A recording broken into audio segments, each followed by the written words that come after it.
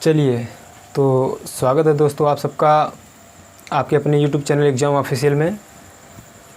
दोस्तों आज से हम भूगोल की कक्षाएं भी स्टार्ट कर रहे हैं, भूगोल की क्लास भी लेंगे जो स्पेशली सीटेट, यूपी TRPSC और ग्राम विकास अधिकारी इन सभी परीक्षाओं के लिए बहुत ही महत्वपूर्ण होगा। हम इन्हीं सभी परीक्षाओं की दृष्टि से भूगोल को लेकर के चलेंगे। शाम को पहले भूगोल को जो आज बताएंगे, फिर उसका टेस्ट रूप से कल करा दिया जाएगा। अर्थात जो कुछ भी हम आज बताएंगे उसी चीज़ को कल हम क्वेश्चन के रूप में लेंगे। जो जितने भी क्वेश्चन पूछे गए हैं सभी परीक्षाओं में, पुलिस में, UPSI में, सीटेट में, टेट में, सभी प्रश्नों को हम इस चैप्टर से क्विज रूप में लेंगे, प्रश्न उत्तर के रूप में लेंगे, जैसे कि एग्ज़ाम में आपके पूछता है। तो हम उस चीज़ को उस तरह से हल करेंगे, ठीक है। लेकिन उससे पहले एक दिन पहले हमको उन सभी चीज़ों को समझना होगा। हम उन चीज़ों को आपको बताएंगे कि वो कौन से महत्वपूर्ण चैप्टर्स है, कौन से महत्वपूर्ण तथ्य हैं जो आपके एग्ज़ाम के लिए बहुत ही महत्वपूर्ण है, ठीक है दोस्तों। तो आज हम भूगोल की पहली कक्षा स्टार्ट करेंगे जो होगी भारत की अवस्थिति एवं विस्तार, ठीक है दोस्तों। तो चलिए शुरू करते बिना किसी देरी के, ठीक है।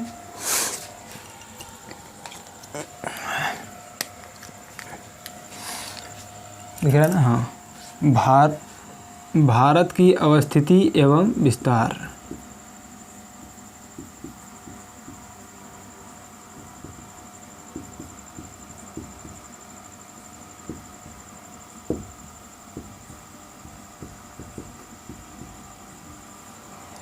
ठीक है, तो पहले तो एक मानचित्र बना लेते हैं उसे समझने के लिए छोटा सा।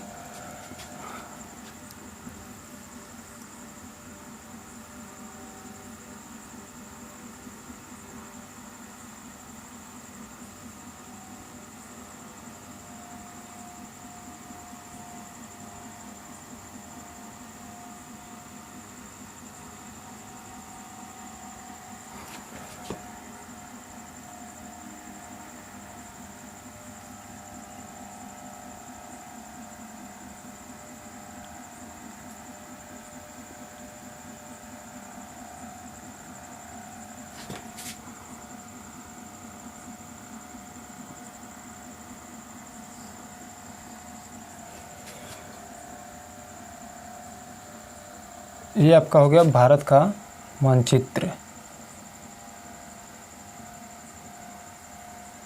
ठीक है दोस्तों। ये हो गया आपका भारत का मानचित्र, ठीक है। तो इसको समझ लेते हैं भारत की अवस्थिति एवं विस्तार को।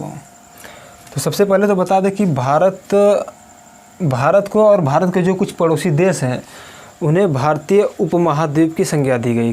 क्या? भारतीय उपमहाद्वीप की संज्ञा। तो देख लेते हैं कि इन्हें भारतीय उपमहाद्वीप की संज्ञा क्यों दी गई। तो और कौन कौन से वे देश हैं जिन्हें भारतीय उपमहाद्वीप द्वीप के अंतर्गत रखा गया है। तो उनमें देश आता है ये आपका पड़ोसी देश नेपाल,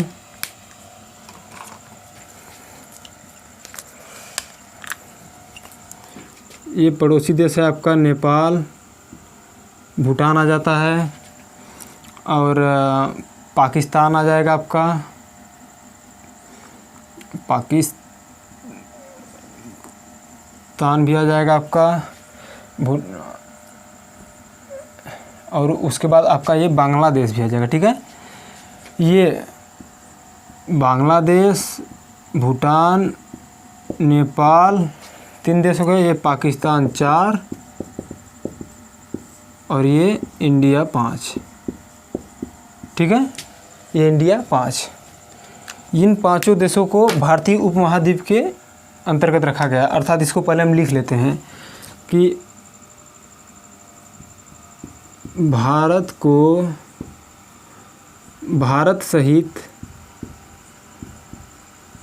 सहित भारत के 4 अन्य पड़ोसी देश, भारत सहित भारत के 4 अन्य पड़ोसी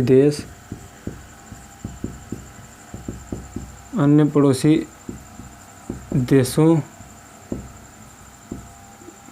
को भारतीय उपमहाद्वीप की संज्ञा दी गई है?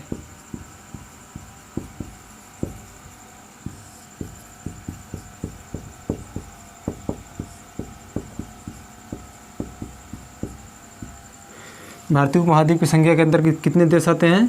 5 देश। और वो 5 देश कौन कौन से हैं ये देख लेते हैं। पाकिस्तान, नेपाल,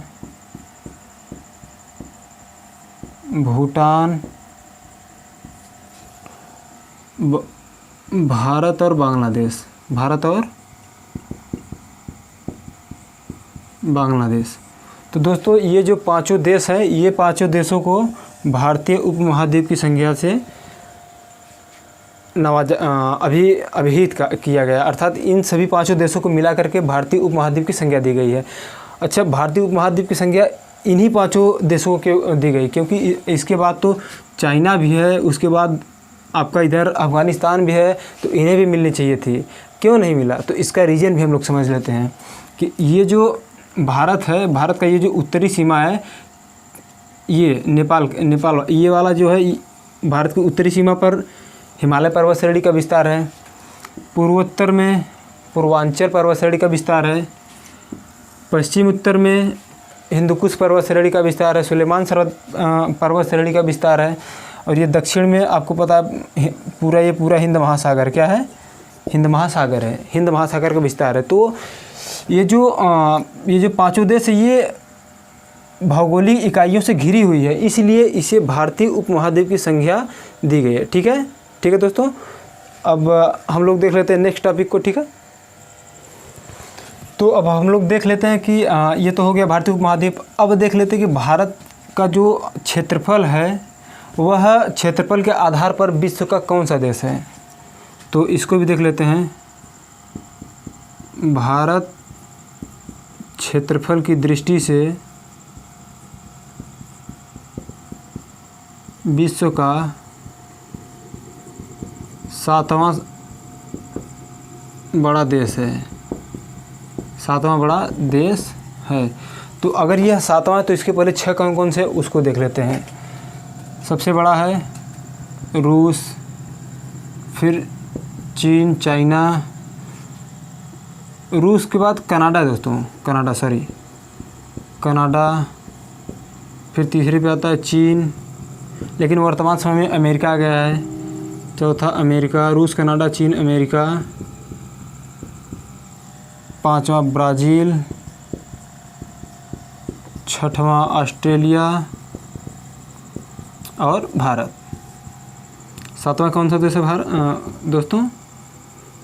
भारत। ठीक है, तो ये हो गए भारत के वे सभी देश जो भारत से बड़े हैं। ठीक है, जो भारत से 6 बड़े देश हैं इस प्रकार: रूस, कनाडा, चीन, अमेरिका, ब्राज़ील, ऑस्ट्रेलिया, भारत। अगर आप देखेंगे मानचित्र में तो रूस यहाँ है, कनाडा यहाँ है। कनाडा उत्तरी अमेरिका महाद्वीप में है, जबकि रूस एशिया महाद्वीप में है। रूस, कनाडा, फिर चीन भी एशिया महाद्वीप में है। रूस, कनाडा, चीन, अमेरिका उत्तरी अमेरिका महाद्वीप में। ब्राज़ील आ जाता है आपका दक्षिण अमेरिका में। ऑस्ट्रेलिया महाद्वीप एकदम अलग है। और भारत भी आ जाता है आपका एशिया में। ठीक है, तो आगे बढ़ते हैं दोस्तों हम लोग।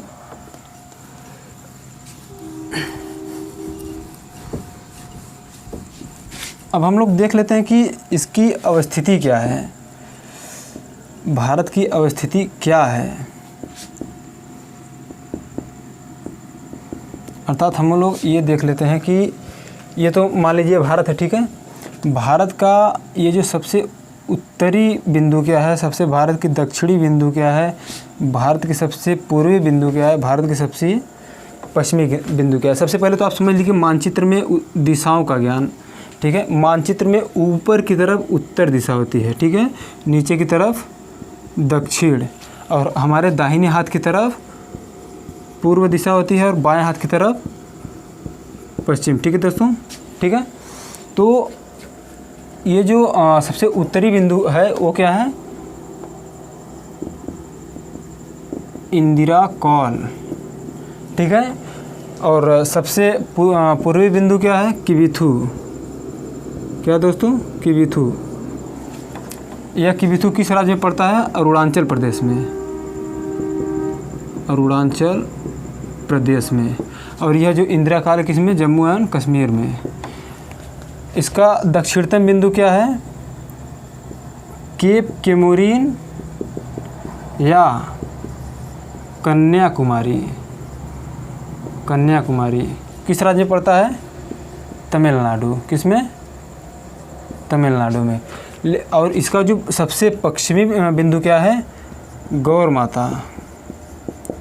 इसे कहीं कहीं गुहार मोती भी कहते हैं। गुहार मोती किस राज्य में है? गुजरात राज्य में है। ठीक है दोस्तों, यह गुजरात राज्य में है।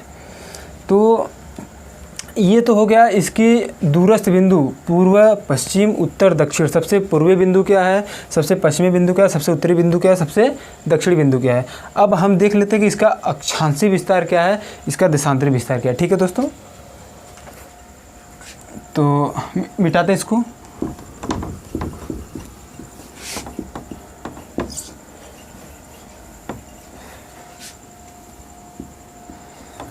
तो दोस्तों पहले तो अक्षांश और देशांतर समझ जाइए। ठीक है,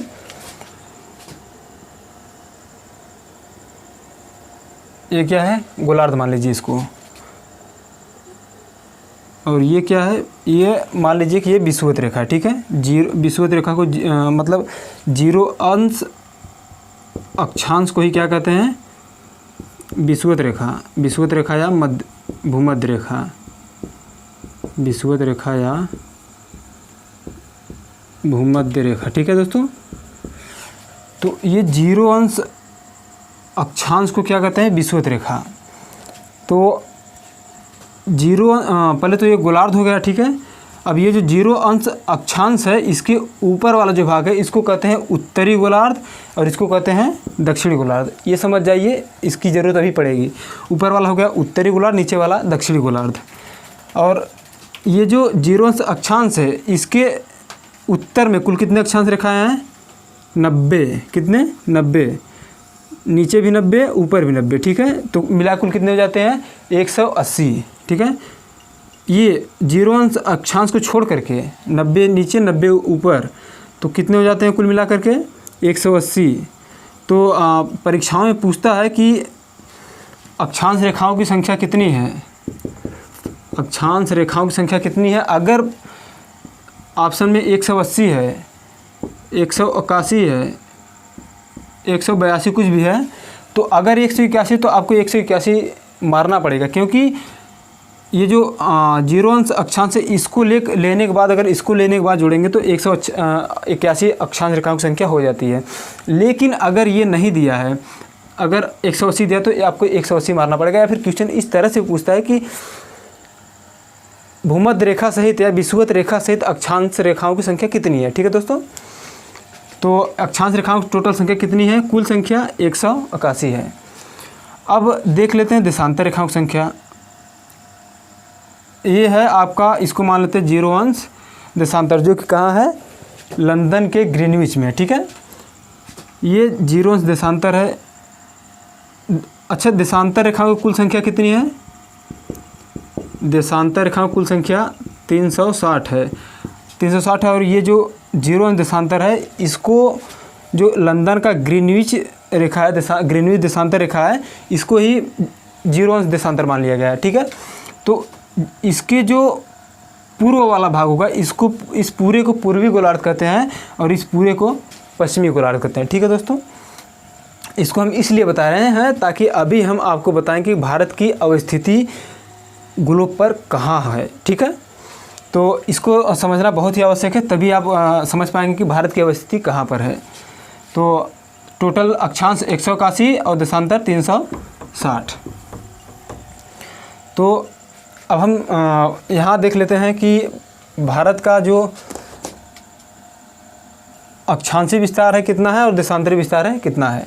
तो भारत का अक्षांशीय विस्तार 8 अंश 4 मिनट से लेकर के 37 अंश 6 मिनट उत्तरी अक्षांश। क्या? उत्तरी अक्षांश। तो लिख लीजिए यहाँ पर कि भारत का अक्षांशीय विस्तार बराबर 8 अंश 4 मिनट से लेकर के 37 अंश 6 मिनट उत्तरी अक्षांश। क्या? उत्तरी अक्षांश।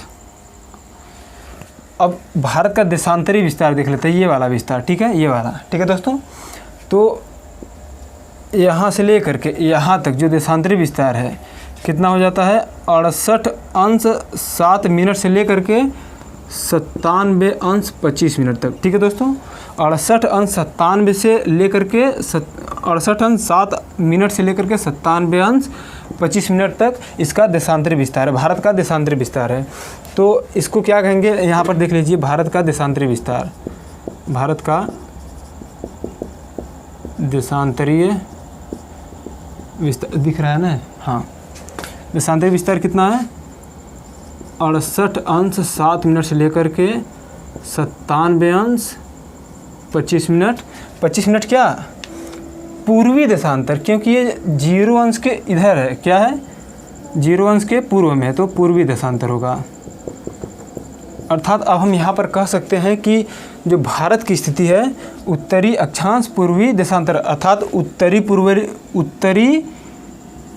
पूर्वी गोलार्ध में है, ठीक है, उत्तरी पूर्वी गोलार्ध में स्थित है। तो भारत की अवस्थिति हम देख लेते हैं कि ये 0 है, तो देशांतरी विस्तार कितना है? 68 से। तो 0 से अगर लेकर के आएंगे 68 तो ऑलमोस्ट यहाँ तक आएगा, ठीक है।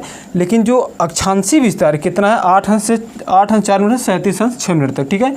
तो ये 0 अंश है, उत्तरी अक्षांश है, तो उत्तर में जाएंगे, ठीक है। तो मान लेते हैं 8 अंश यहाँ तक है, 8 अंश यहाँ से लेकर के 37 अंश तक, यहाँ तक 37 अंश है, ठीक है दोस्तों। तो 8 अंश 4 मिनट से लेकर 37 अंश 6 मिनट तक ये है, और 68 अंश 7 मिनट से लेकर के 97 25 मिनट ये मान लेते हैं, ठीक है, क्योंकि 97 यहाँ है, यहाँ तक 180 हो जाता है, ठीक है। तो मान लेते हैं कि ये क्या है? हमारा भारत है, ये हमारा भारत है। किस प्रकार से हमने समझाया आपको कि इसका जो अक्षांशी विस्तार है 8 अंश 4 मिनट से 37 अंश 6 मिनट, उत्तरी 8 अंश से 37 मिनट, और जो पूर्वी देशांतर है यहाँ से 68 अंश से 97 अंश तक। तो अर्थात हम यह कह सकते हैं कि भारत की अवस्थिति क्या है, या फिर भारत किस गोलार्ध में स्थित है? ये देख लीजिए, उत्तरी पूर्वी गोलार्ध में। किस गोलार्ध में? उत्तरी पूर्वी गोलार्ध में। हम इसको आपको इस तरह से बता के भी निकल सकते थे कि भारत का विस्तार जो है, भारत की अवस्थिति जो है उत्तरी पूर्वी गोलार्ध में है। आप इससे भी संतुष्ट हो सकते थे, लेकिन हम बताने से संतुष्ट नहीं हो पा रहे थे, इसलिए हमने आपको डिस्क्राइब कर दिया कि कैसे भारत की अवस्थिति यहाँ पर है, ठीक है दोस्तों। तो फिर अब आगे बढ़ते हैं, आगे देख लेते हैं कि ये हो गया। अच्छा हाँ, एक बात और नोटिस कर लीजिएगा यहाँ पे कि मिटाते हैं इसको। ये वाला जो है 8 अंश 4 मिनट है ना, लेकिन इसके पूर्व में बंगाल की खाड़ी में ये क्या है? मान लेते हैं अंडमान निकोबार द्वीप समूह, ठीक है, अंडमान निकोबार द्वीप समूह। ये जो लास्ट वाला है क्या है? ये ग्रेट निकोबार है, ग्रेट निकोबार या बड़ा निकोबार भी कह सकते हैं, बड़ा निकोबार द्वीप, ठीक है। तो ये वाला जो पॉइंट है 6 अंश 4 मिनट है। अर्थात अगर परीक्षा में पूछता है दिख नहीं रहा था क्या इधर पे? ठीक है, दिख तो रहा था। अगर परीक्षा में पूछता है कि द्वीपों सहित भारत का अक्षांशी विस्तार कितना है, तो आपको ये लिखना पड़ेगा, यहाँ पर लिख लीजिए, द्वीपों सहित भारत का अक्षांशी विस्तार कितना है? अक्षांशी विस्तार कितना है? तो कितना है? 6 अंश 4 मिनट से लेकर के 37 अंश 6 मिनट, कुछ भी कर लीजिए, 37 अंश 6 मिनट है ही है। तो ये हो गया इसका द्वीपों सहित, ठीक है। और खाली मुख्य भूमि से पूछेगा तो मुख्य भूमि से तो आपको पता है कि 8 अंश 4 मिनट से लेकर के 37 अंश 6 मिनट तक, ठीक है दोस्तों। तो अब आइए आगे बढ़ते हैं।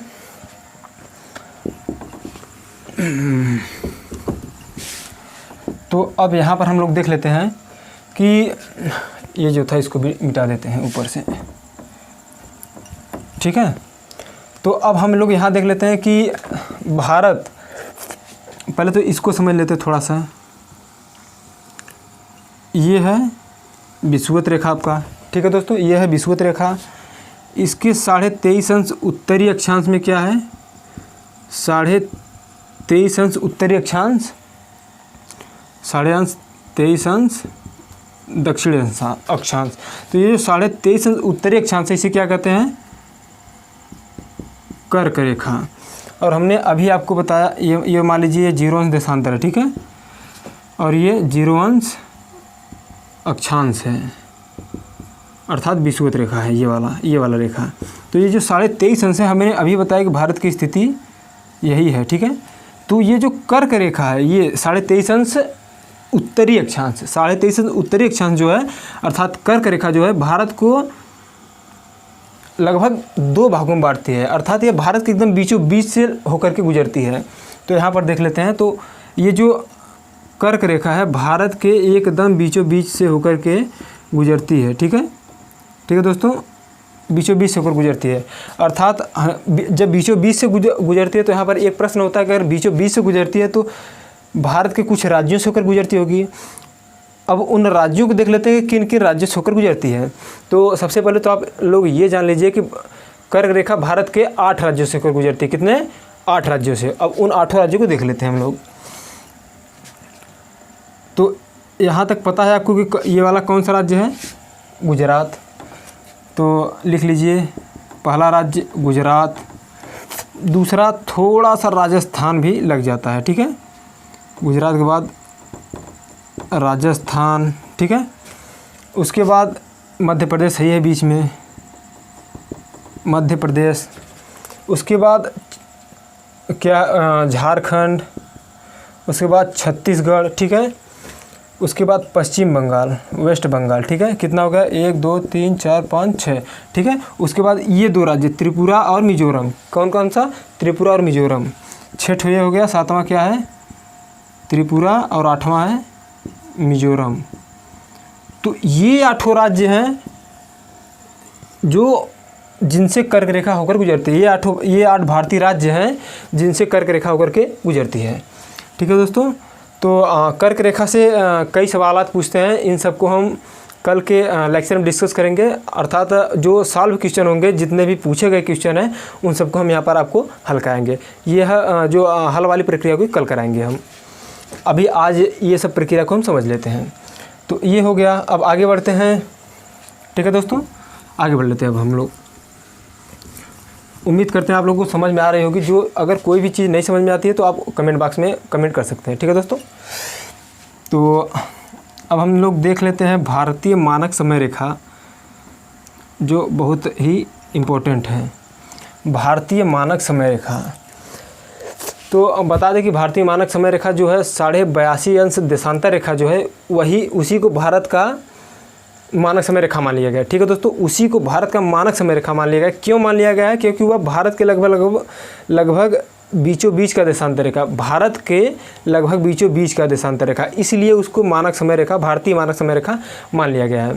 और यह जो भारतीय मानक समय रेखा है 82.5 अंश पूर्वी देशांतर, क्या है, 82.5 अंश पूर्वी देशांतर, क्योंकि यह जो है उत्तरी पूर्वी गोलार्ध में स्थित हमारा भारत, तो उत्तरी अक्षांश हो गया, पूर्वी देशांतर हो जाता है। तो 82.5 अंश पूर्वी देशांतर जो है वही क्या है, भारत का मानक समय रेखा बन जाता है। क्यों बन जाता है, क्योंकि वह भारत के मध्य से, भारत में गुजरने वाले जितने भी देशांतर रेखा है उन सब में वह सबसे मध्य का देशांतर रेखा होता है, ठीक है दोस्तों। तो इसको समझ लेते हैं कि भारत का जो 82.5 अंश पूर्वी देशांतर भारत के कितने राज्यों से होकर के गुजरती है, ठीक है, एग्जैक्ट कितने राज्यों से गुजरती है उनको देख लेते हैं।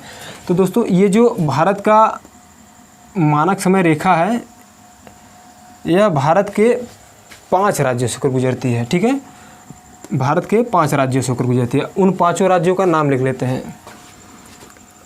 पहले तो यहाँ लिख लेते हैं कि 82.5 अंश पूर्वी देशांतर को भारतीय मानक समय रेखा माना गया है। भारतीय मानक समय रेखा माना गया है। ठीक है दोस्तों, भारतीय मानक समय रेखा माना गया है। तो ये जो भारतीय मानक समय रेखा 82.5 अंश है, ये भारत के 5 राज्यों से गुजरती है। अर्थात हम लिख सकते हैं कि भारतीय मानक समय रेखा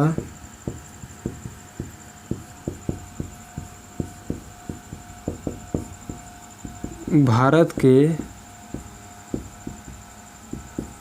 5 राज्यों से होकर गुजरती है। ठीक है दोस्तों, अब कौन कौन से राज्य हैं उनको देख लेते हैं हम लोग। तो ये हो जाता है आपका उत्तर प्रदेश। उत्तर प्रदेश के बाद ये थोड़ा सा मध्य प्रदेश का भाग भी शामिल हो जाता है इसमें। उसके बाद छत्तीसगढ़ शामिल हो जाता है, फिर उड़ीसा शामिल हो जाता है, फिर थोड़ा सा आंध्र प्रदेश भी शामिल हो जाता है। कौन कौन से राज्यों के लिख लेते हैं उनको। पहला तो अपना उत्तर प्रदेश हो गया। उत्तर प्रदेश का इलाहाबाद से होकर जाती है। इलाहाबाद के निकट मिर्ज़ापुर है ना, तो मिर्ज़ापुर से होकर के जाती है। इलाहाबाद के निकट मिर्ज़ापुर से होकर के जाती है। दूसरा राज्य है मध्य प्रदेश। मानक समय रेखा मध्य प्रदेश से भी होकर के गुजरती है। तीसरा है यूपी, मध्य प्रदेश, छत्तीसगढ़। तीसरा है छत्तीसगढ़। और चौथा क्या है, उड़ीसा। चौथा है उड़ीसा। पांचवा है आंध्र प्रदेश। पांचवा है आंध्र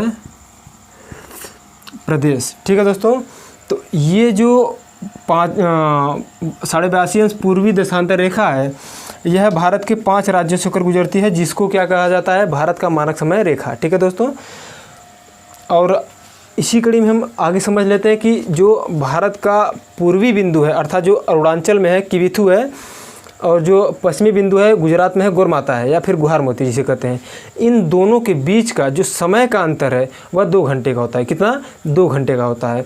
लेकिन भारत में सभी जगह एक ही समय दर्शाया जाता है। क्यों? क्योंकि जो ये मानक समय रेखा है, ये भारत में एकदम बीचों बीच से गुजरती है, और इसी को भारतीय मानक समय रेखा माना गया है। इसीलिए भारत में सभी जगह एक ही समय दर्शाया जाता है।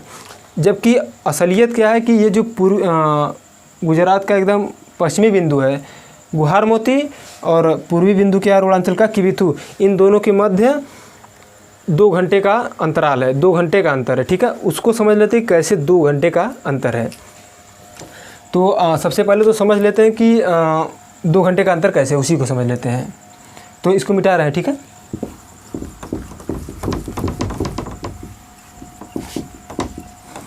तो आइए उसी को समझ लेते हैं कि 2 घंटे का अंतर कैसे है। मान लीजिए ये हो गया गुजरात का पश्चिमी छोर, ये हो गया अरुणाचल प्रदेश का पश्चिमी छोर। तो ये इसका देशांतर विस्तार कितना था, 68 अंश से 97 अंश 25 मिनट था। 97-98 बीच हो जाता है इसको मान लीजिए। तो ये 68 है, 68 के बाद मान लीजिए 97 तक हमको जाना। ठीक है, 69, 70, 71, 72, 73, 74, 75, 76, 77, 78, 79, 80, 81, 82, 83, 84, 85, 86, 87, 88, 89, 90, 91, 92, 93, 94, 95, 96, 97। और अगर हम इन सबको जोड़ेंगे तो कितनी देशांतर रेखा हो जाती है, 30 देशांतर रेखा हो जाती है। कितनी? 30। तो जो ये पृथ्वी है, पृथ्वी 24 घंटे में 360 देशांतर रेखा को घूम लेती है, पार कर लेती है। तो अगर 24 घंटे में 360 अंश अर्थात 360 अंश देशांतर को पार करती है, तो 1 घंटे में कितना करेगी, 15 अंश। ठीक है, कितना? 15 अंश। तो 1 घंटे में कितने मिनट होते हैं, 60 मिनट। 60 मिनट बराबर 15 अंश, अर्थात एक अंश बराबर 4 मिनट। कितना? 1 अंश बराबर 4 मिनट। तो ये चीज़ पहले ध्यान रखिए कि 1 अंश बराबर कितना, 4 मिनट, अर्थात 1 अंश में 4 मिनट पृथ्वी घूम जाती है। पृथ्वी घूम जाती है। तो यहाँ पर कितना है, 30 देशांतर रेखाएँ हैं, 30 अंश देशांतर। तो 30 में हम 4 का गुणा कर देते हैं, क्योंकि 1 अंश बराबर 4 मिनट। तो 30 अंश का जब 4 से गुणा करेंगे, 4 मिनट क्योंकि घूमता है 1 मिनट में, तो ये 30 मिनट है, मतलब 30 अंश है। तो 30 का जब 4 में गुणा करेंगे तो आ जाता है 120 मिनट। ठीक है, कितना 120 मिनट। अब इस 120 मिनट को घंटा में कन्वर्ट कर देते हैं। हमको पता है दोस्तों कि 1 घंटे में कितने मिनट होते हैं, 60 मिनट। तो यहाँ पर कितना है 120, अर्थात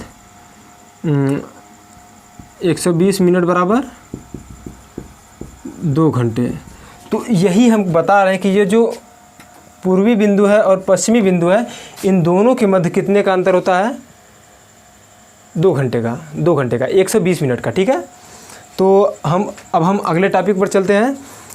तो ये समझ में आ गया? अगर ना समझ में आए तो फिर कमेंट कर देना। चलिए अब हम लोग आगे बढ़ते हैं। ठीक है दोस्तों, तो दोस्तों चलिए बढ़ते हैं, देखते हैं, इसको मिटाते हैं।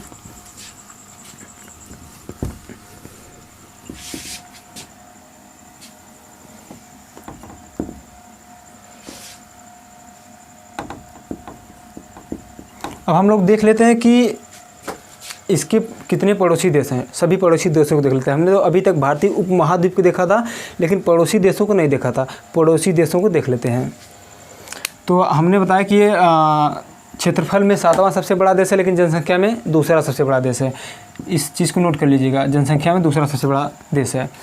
तो इसका जो पड़ोसी देश हैं उन सबको हम डिकोड कर देते हैं यहाँ पर। तो थोड़ा सा मिटाना होगा, देखते हैं। यहाँ से ये क्या हो गया, म्यांमार। ये कौन सा देश था, भूटान। यहाँ से ये नेपाल, और चाइना तो यहाँ से था, यहाँ से आके ये म्यांमार में मिलता है, चाइना। ठीक है, और यहीं से लेकर के ये क्या हो जाता है, यहाँ तक पाकिस्तान। ठीक है दोस्तों, ये हो जाता है पाकिस्तान आपका। पाकिस्तान, अफ़गानिस्तान भी यहीं से, ये हो जाता है अफ़गानिस्तान आपका। ठीक है, पाकिस्तान के ऊपर से। तो अब और एक और देश बचता है बांग्लादेश, ये वाला। तो देख लेते हैं कुल कितने देश हो गए हैं।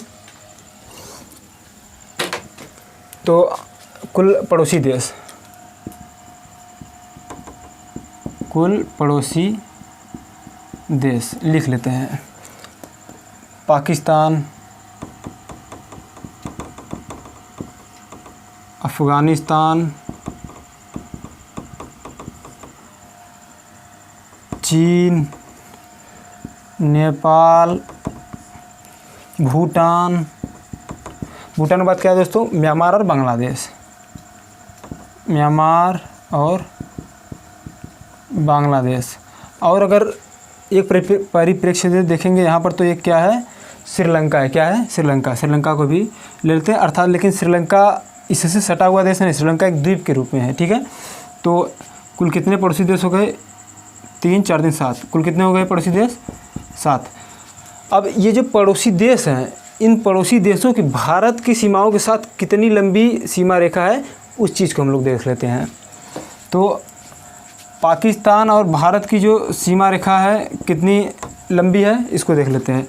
यह है 3323 किलोमीटर। कितना, 3323 किलोमीटर। ठीक है, और अफ़गानिस्तान का कितना है, अफ़गानिस्तान और भारत का 106 किलोमीटर। ठीक है, 106 किलोमीटर।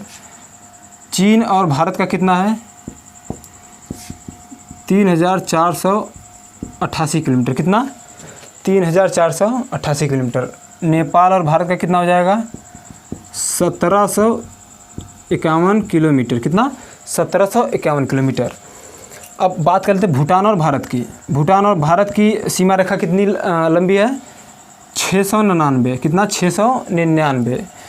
म्यांमार और भारत की कितनी है, 1643 किलोमीटर। कितना, 1643 किलोमीटर लंबी रेखा है। अब बांग्लादेश और भारत का कितना है, 4096, अर्थात 4096 किलोमीटर लंबी सीमा रेखा है। ठीक है, भारत के साथ। तो इन सब में सबसे बड़ी सीमा भारत के साथ कौन सा देश बनाता है, बांग्लादेश। अर्थात ये क्वेश्चन पूछा जाता है और पूछा भी है कि भारत के साथ कौन सा ऐसा देश है जो सबसे लंबी सीमा रेखा बनाता है, तो इसका उत्तर क्या है? बांग्लादेश। और इसी के साथ पूछता है कि सबसे छोटा देश कौन सा है जो भारत के साथ सबसे मतलब ऐसा कौन सा देश है जो भारत के साथ सबसे छोटी सीमा रेखा बनाता है, तो वो है अफ़गानिस्तान। 106 किलोमीटर बनाता है। ठीक है, तो ये हो गए कुल पड़ोसी देश हो गए। अब हम लोग इसके बाद देख लेते हैं कि ये जो भारत है, भारत के कितने पड़ोसी देश हैं, जो भारत के कितने ऐसे राज्य हैं जो पड़ोसी देशों के साथ सीमा बनाते हैं, और कितने ऐसे राज्य हैं जो कि तटीय राज्य है। ठीक है, उन सबको हम लोग देख लेते हैं। तो इसको मिटाते हैं।